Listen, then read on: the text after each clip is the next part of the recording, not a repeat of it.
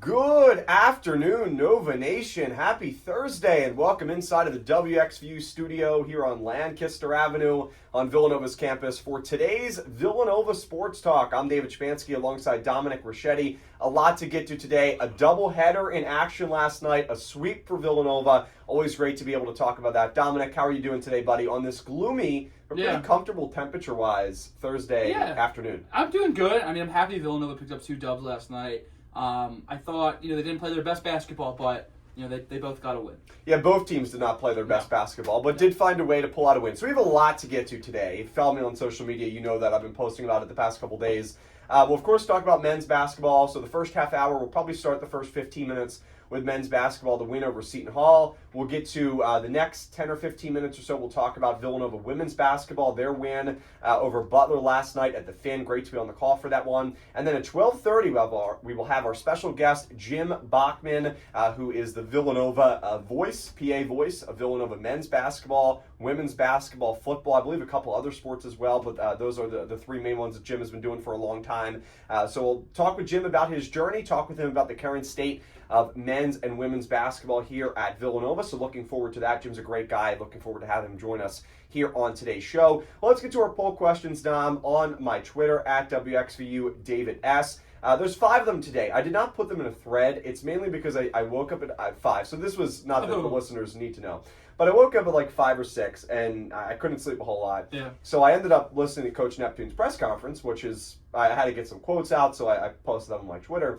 And then I fell back asleep, and when I woke up around 8 again to get ready for classes, the poll questions, I just forgot to put them in a thread. So they're back to the old style with the 5 questions there. But you'll find them there, a few posts down, posted them probably around 8:30 this morning. First poll question, how many games will Villanova men's basketball win in its last 2 contests, again versus Butler Senior Day on Saturday and then at Georgetown in our nation's capital? Will they sweep both of those games, win one of them, so split them, or 0? Poll question 2, what is the result of men's basketball versus Butler on Saturday? Villanova wins by 1 to 6 points, Villanova wins by 7+, Butler wins by 1 to 5, or Butler wins by 6+. Poll question 3, will Villanova men's basketball finish 5th or 6th in the Big East standings? That is the controversial question right now, 5th or 6th. Again, you can vote on my Twitter at WXVU David S. 4th poll question, who is the player of the game for Villanova women's basketball versus Butler last night? Jasmine Bosco, Maddie Weber, Danae Carter, or Ryan Allen? And then poll question 5, what will be the result of Villanova women's basketball versus Creighton in Omaha on March 2nd? That is Sunday, if my dates align correctly. Villanova wins, Creighton wins by 1 to 6, Creighton wins by 7 to 12, or Creighton wins by 13+. Dominic and I will talk about that about 10 or 15 minutes or so, but obviously a tough matchup for Villanova, especially on the road against a really talented top 25 team in the Creighton Blue Jays. Dom, we'll start with men's basketball here. A win for the Cats, 59-54 win. But as we talked about a little bit in the open, it was not pretty for Villanova. They trailed by 12 points at halftime, but they went on a 22-2 run over 11 minutes in the second half to storm all the way back behind Eric Dixon, who was 9 for 17 from the field, 32 points, scored at least 30 points for the third time this season. I mean, he was excellent, and Coach Neptune talked about it after the game. Don't have the audio soundbite, but I do have the quote. Coach Neptune speaking about Eric Dixon's 32-point performance against the Pirates. This is a quote from Coach Neptune. Eric Dixon is a big-time player. He's done this his entire career. Thank God we have him. But I'm very proud of the way our guys fought to the very end. Dominic, your thoughts on that? But this was a traditional Eric Dixon game. I mean, this was Eric Dixon, won this game for Villanova. Watching that game, only parts of it because I was out to dinner for a little bit. But, I thought, the first half was terrible. The defense wasn't good. The offense had nothing in the first half. And then Eric Dixon really willed them to victory in the second half. And I mean, there's a lot of things they did bad here. I thought, they went, there was a lot of 4-minute stretches where they just didn't score. In the second half, though, they looked so much better, honestly. I think Seton Hall scored like 5 points in the last 12 minutes of the game. It's something like that. Maybe it's a little more than that. They did go on a 6-0 run, though, in 30 seconds at the end to give them... They had a real chance to win that game. They couldn't score for the entire second half.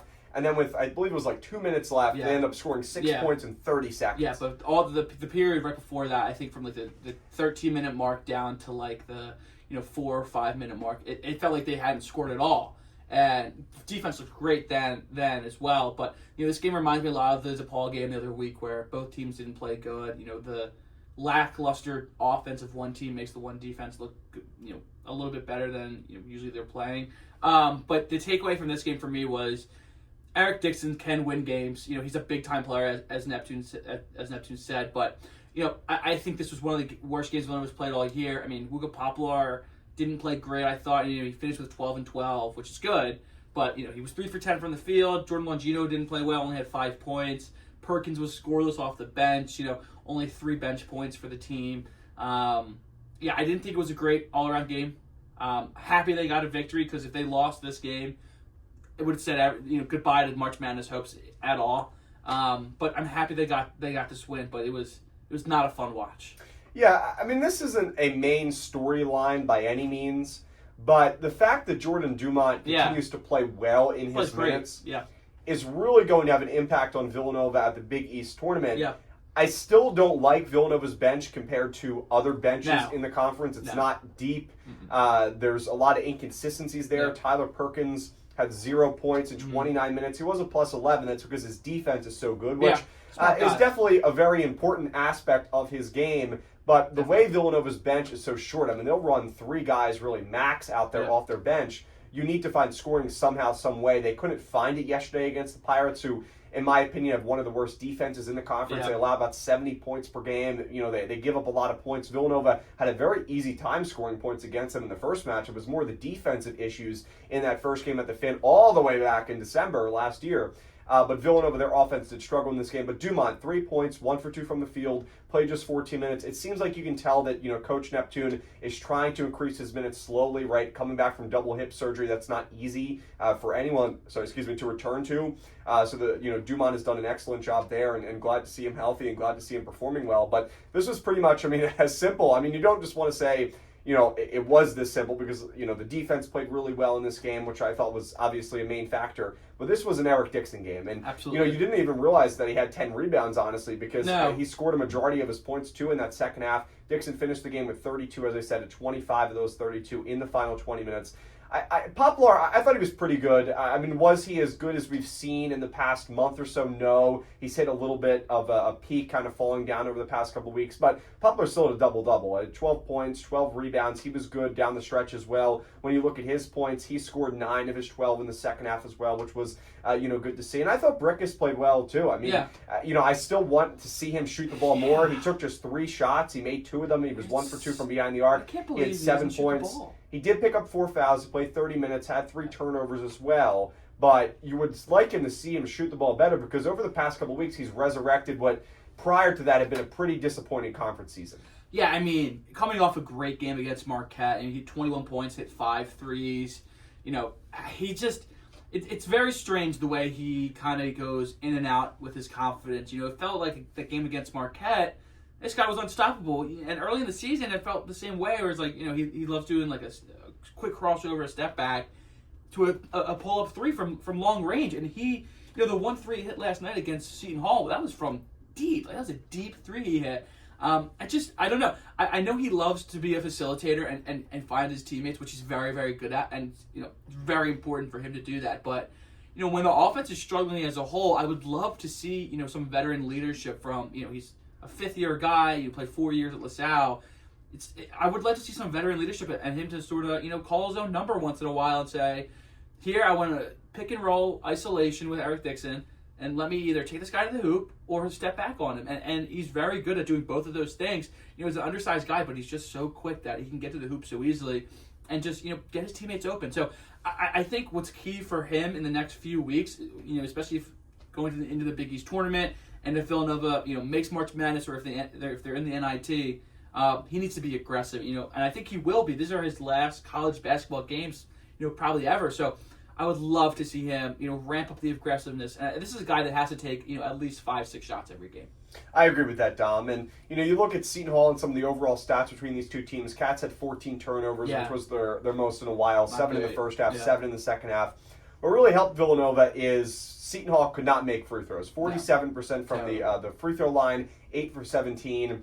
And in addition to that, Dylan Adewusu had probably one of the best games of the season because I talked about it yesterday in my preview video. Coming into the game, he was averaging around 9 points, but it definitely was not a good season for him there at Seton Hall. And, coming into the season, the expectations were low for the Pirates. But with how good Isaiah Coleman has been, if Adewusu was able to produce a little bit more, maybe there would be more of a 7 seed, 8 seed in the conference.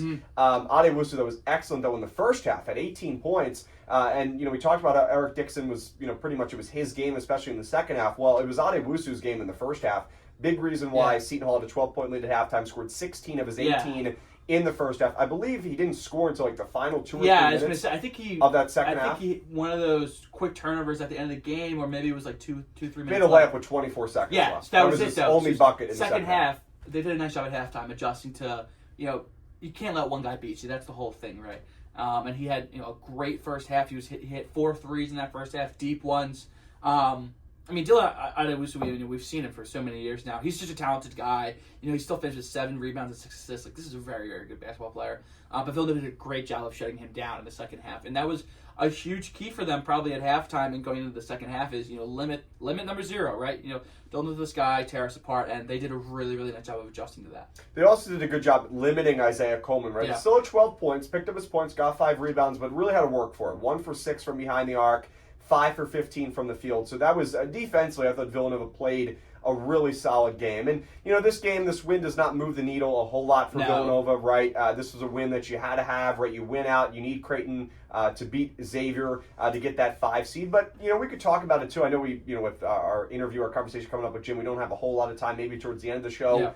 Yeah. But it may be more beneficial for Villanova to play on Wednesday night because you'll have a little bit easier of a bracket. If you get that 5 seed, you're going to be playing UConn on that afternoon game on Thursday, and then if you win that, you're going to be playing probably St. John's. So I believe that was when I looked at it the other day. So, that is a really tough bracket. I know they've played well against UConn. They have the win against St. John's. They probably should have swept UConn. But to play them in a neutral environment, especially to play St. John's in an environment that, let's face it, it's an advantage for them. St. John's is basically home court. Dan Hurley in March is, phenomenal. And UConn travels really well to those games. Oh, especially MSG, So you're absolutely right. Their seeding right now makes me nervous. If they move up to 5th, like you said, they have UConn and St. John's. So, maybe you want to play for 6th. Now, if you do win those games, you beat UConn, and let's say you win out, and you don't have to play on Wednesday, even though you could argue Villanova might they could use the extra win for the resume. But if you beat a UConn, get to St. John's, play them competitively, does that do enough for you? It could, compared to if you play the other side of the bracket and you're playing a little bit easier competition. You'll probably meet Creighton or Marquette on that side. Not that those teams are easier by any means, but when you look at, obviously UConn back-to-back defending national champions and St. John's the year they've had at, especially at home at MSG, that if you are able to win one of those games, it's a tougher task, but it is also a higher reward for Villanova, I think, when you look at that ahead. So next game coming up for Villanova will be on Senior Day. That's a Saturday at 12 p.m. Our WXVU live coverage will begin at 11:30 a.m. Stephen Kane will have the call. Butler coming into this game 13-15. They are 6-11 in conference play. I think it's pretty fair to say a disappointing year for Butler. A year where I think they were pretty high that they could at least finish, top, 5, 6. They're going to be below that in the conference. With the Georgetowns, with the Providences. Villanova beat. Providence. I'm sorry, they did not. I'm not talking about Providence. They beat Butler. What am I thinking about the Friars for? So they did beat Butler though in that first matchup, a 73-65 on January 1st. Too, if you remember that one. 22-1 run in the final. I believe 7 minutes of that Something game. Like that. So Butler though, they're not easy competition necessarily. They can battle, like I said, 6-11 in conference play. When you look at their last 6 games, they've won 4 of their last 6. Wins over Seton Hall, wins over Providence, Georgetown, and DePaul. So they've beaten up on some of the below-average teams. Sure. They lost to Xavier. It was a pretty blowout loss, 13 points. And then they lost to St. John's by just 6. That game was at home, so that was not a terrible loss for Butler. When you look at their top scorers, Jamil Telford averaging 35 minutes per game, averaging 16 points, also averaging 5 rebounds, and Pierre Brooks. Those are their 2 best players. They're both pretty much carbon copy when you look at their stats, averaging 16 points per game and 5 rebounds per contest. The thing that scares me the most, Dom, about this Butler team is they can shoot the ball really, really well. 37% from behind the arc. And Villanova, their perimeter defense, pretty much like their entire season, has been really inconsistent, and that concerns me against the Butler team, especially that Butler wants to do everything they can to play spoiler here on Villanova, trying to get into the tournament. So especially try to get that revenge from that first win that Villanova got at Hinkle Fieldhouse at their own court. But to be fair, this Butler team, they're 2-7 on the road. When you think about some of the worst road teams in the Big East, Villanova, Butler up there. Even though Villanova, they did get their third road win yesterday on February 26th, finally. Yeah. So that, I think, is a plus, but they can really shoot the ball well from three-point range. Yeah, I mean, this Butler team, I think they're one of the more gritty teams in the Big East.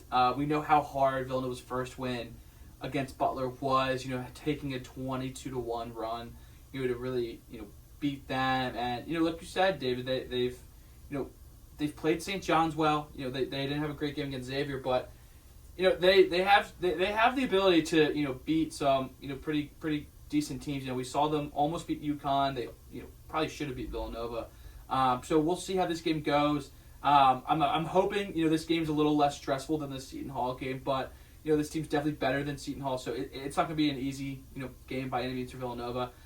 So I think the keys for me in that game is definitely got to work on the perimeter defense. That's been a struggle for them all year long for Villanova. So I think limiting Butler's 3-point shots and 3-point makes especially is really, really important. A lot of good shooters over there at Butler. They got like 2 or 3 guys that shoot above 40% from 3. I'm looking at their stat sheet right now. So very, very good shooting team. So definitely a challenge for Villanova, but this is, I think, a good opportunity for them to definitely work on their perimeter defense against a really, really good shooting basketball team. What scares me, too, in addition to their ability to shoot the ball well from behind the arc, this is a team that can score offensively. They average 74, 75 points per game. Their defense really struggles. They give up 72, 73 points per game. They really struggle also to force turnovers. They're forcing just 7 per game. But when you look at Villanova this season, they don't want to be in shootouts. They want to be in close, gritty defensive battles that they can find a way to depend on their role players, their big scorers and Dixon and Poplar to get them across the finish line. They don't want to be in these shootouts where you have to get 75, 80 points to win the game, because even though it's at home, Villanova, that's not their game. That's not how they want to win. Butler went through a long losing stretch a couple months ago, but you look at some of their games. They scored 97 against Georgetown. That has a pretty good defense, somewhat. Yeah. They scored 82 against Providence, 84 against Seton Hall. They scored 84 against DePaul. They even scored 70 against St. John's. So this is a team that can score. We go back to that game against Marquette. They scored almost 70. They scored 86 against DePaul in that first matchup. They scored 78 against UConn. They lost by 2 on the road, 80-78. This is a team that can shoot the ball well. When they're hot, you have to watch out. So this game, out of the final 3, right, the Seton Hall that we talked about, Villanova, of course, crossed the finish line last night. The Butler game in Georgetown. The Butler game, despite it being home, and they are, I guess, technically Georgetown is the highest in the standings, but without Thomas Silver, that hurts them. But this Butler game is not an easy win for Villanova. So we'll see how things go on Saturday for Senior Day. Again, tip-off at noon at the Finner Pavilion. You can join us right here on WXVU beginning at 11:30 a.m. We'll take our first break of Villanova Sports Talk. Again, Nova Nation, you don't want to miss it. Coming up in about 10-15 minutes, we'll have Jim Bachman, the PA voice of Villanova Athletics, going to join us right here.